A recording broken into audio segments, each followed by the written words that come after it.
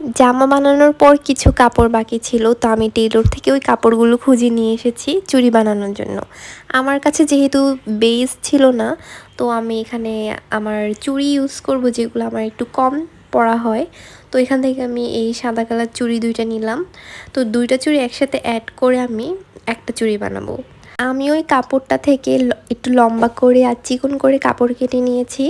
তারপরে 2টা চুড়ি একসাথে করে আমি কাপড়টা জাস্ট পেঁচিয়ে দিচ্ছি। খুবই সিম্পল একটা প্রসেস। কাপড়টাকে একটু লম্বা রাখলে ভালো হয়, কারণ যেহেতু পেঁচাতে হয় একটু বেশি কাপড় লাগে। আর ছোট হয়ে গেলে প্রবলেম হয়, আর বড় হলেও কোনো সমস্যা নেই, কেটে ফেলা যায় এক্সট্রা কাপড়টা। পুরোটা চুড়ি পেঁচানো শেষ হয়ে গেলে আমি লাস্টে গ্লু দিয়ে এটাকে লাগিয়ে দিলাম।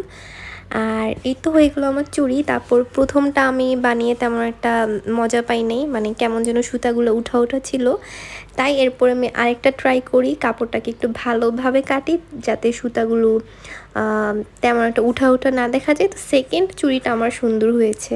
এখন এই চুড়ি 2টাকে আমি ওই ড্রেসটার সাথে খুব সুন্দরভাবে ম্যাচ করে পরতে পারবো। আর আমি কালকে দেখাবো এটা পরার পর কেমন লাগছে ড্রেসের সাথে।